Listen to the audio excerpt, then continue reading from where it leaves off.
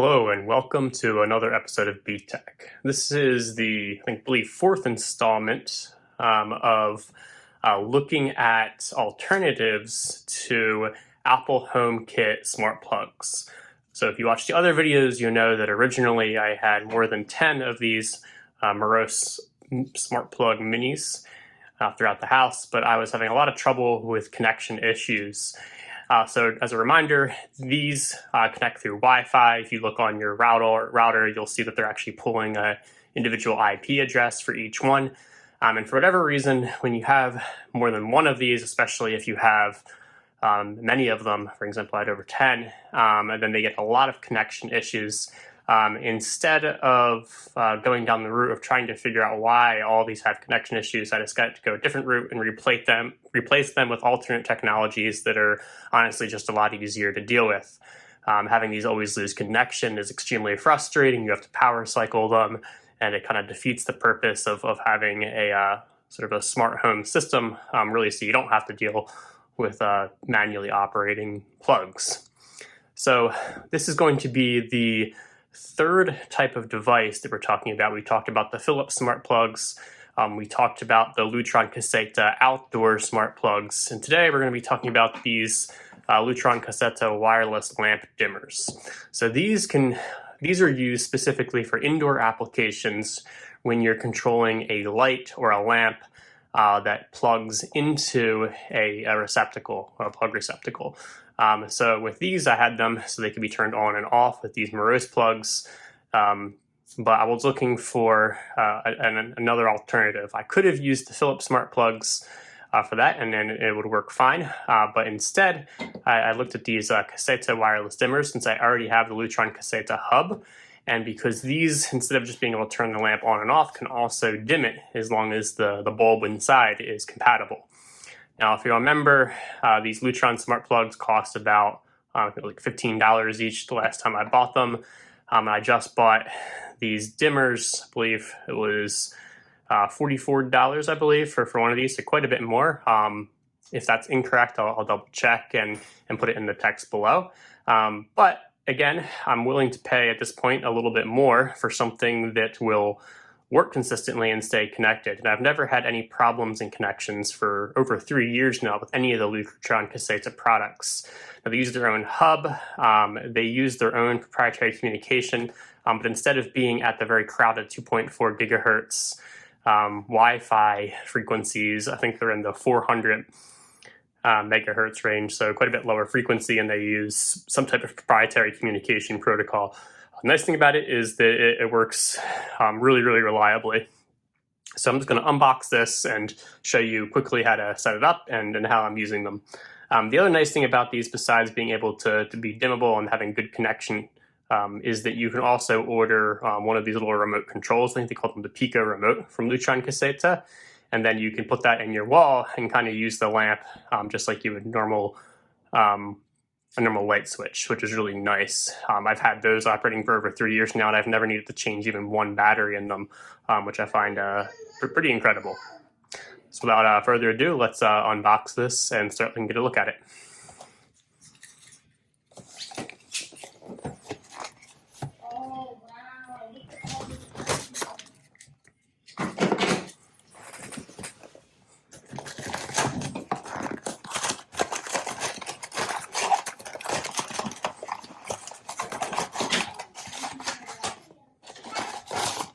Get all the normal pamphlets and whatnot. We'll get rid of that. All right, so you get one of these. The other downside to this compared to the Meross is it's quite a bit bigger, but it is nice that it has all the dimming lights right here. There are it's not grounded, so we're not carrying in the ground. I don't really like that either. I prefer that it does carry the ground, but it does not. But it does have two spots to plug in the lamps, which is nice. You can see it says lamps only, so it's another downside to the Lutron. This is really just for indoor lights lamps. Now let's see if it tells us. All right, well, it says it's, so for the Meross, the limitation was you can only flow about 10 amps through this thing. Actually, I believe this one's rated even higher. So it says on this particular one that the input's good up to 15 amps, output's good 15 amps on the Meross. In comparison, over here on the Lutron, it says for, let's see if we can see this here, for an incandescent or halogen lamp, it's good to 300 watts, and for an LED, it's good to 100 watts. You know, for a single lamp, that's pretty good. I think my most powerful single LED lights are draining 10 to 15 watts, but you wouldn't want to put a large string of LEDs on here. Looks like another limitation of this setup. Well, that's all we have here. So let's go find a spot to plug this in on a lamp. I'll show you how to get it connected, and then we'll test out its function. In the next video, I'm going to put together just a short table kind of comparing all the replacement solution for these and give an update after having switched out most of these Meross plugs over the last few months to see how things are doing. All right, let's go over to the lamp. All right, here we are at a lamp running control. You can see we have a LED bulb in there. And we're going to use it on this plug here. So these are pretty easy to install. Right now you can see the lamp is off. I do like to put these in the on position first when I'm testing. All right, so that lamp's in the on position. And everyone's house is set up differently. For whatever reason, in this house, some of the plugs are upside down like this, which means that this thing ends up getting put in upside down, which is a little weird. If you were to put it in like this, you'd cover both of them up. I'm just going to use the top one.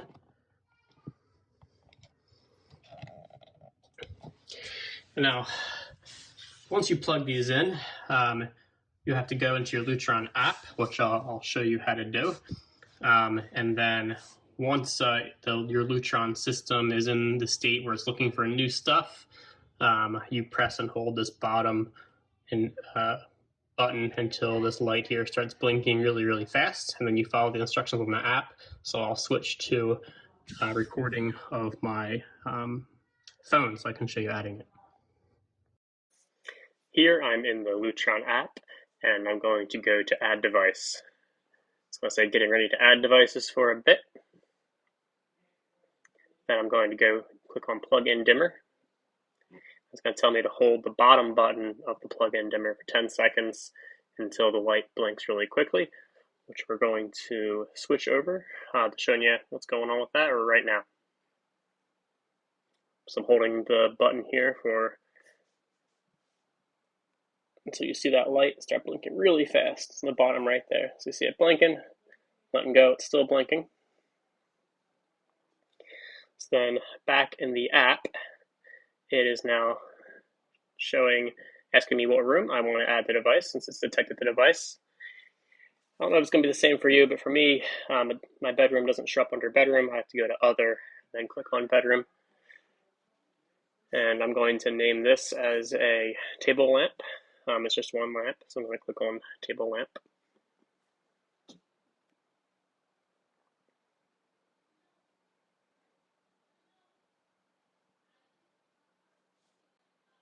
You see I already have a dresser lamp in there.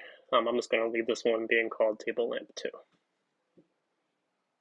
Clicking next, top right. I'll say adding device.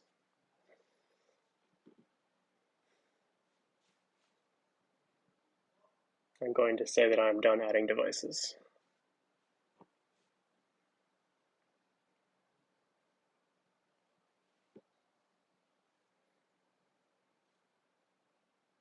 Now it's going to be saying it's finishing the setup.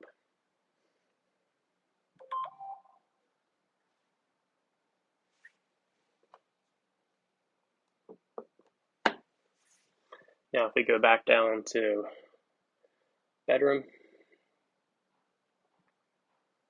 which you see here, we'll see there's now table lamp 2 in the center there. All right, now that's added, we'll go ahead and plug in lamp.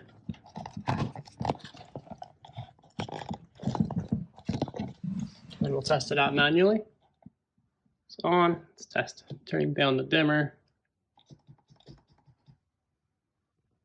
Turning down the dimmer works, and off. Great. Now let's test the automatic function. Hey Siri, turn on the bedroom lights. There we go. Here we're in the Home app, and I'm going to show you how to combine Table Lamp 2 into the Table Lamps group so they all show up as one item.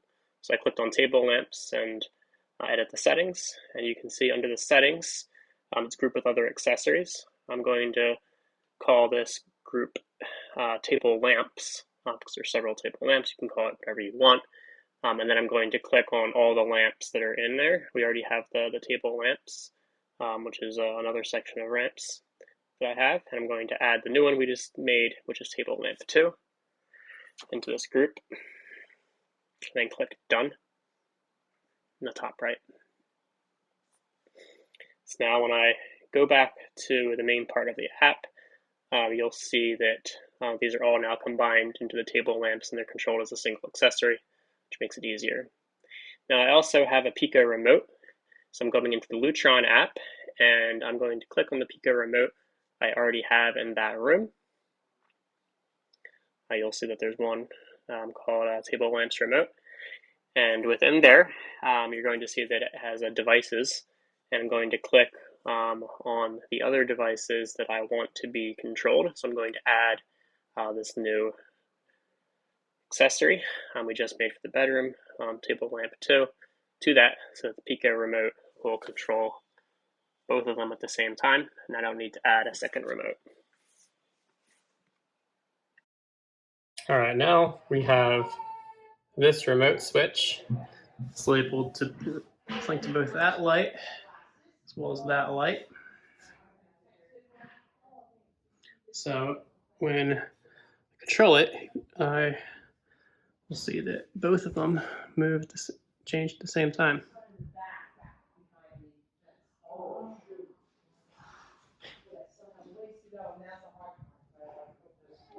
There we go.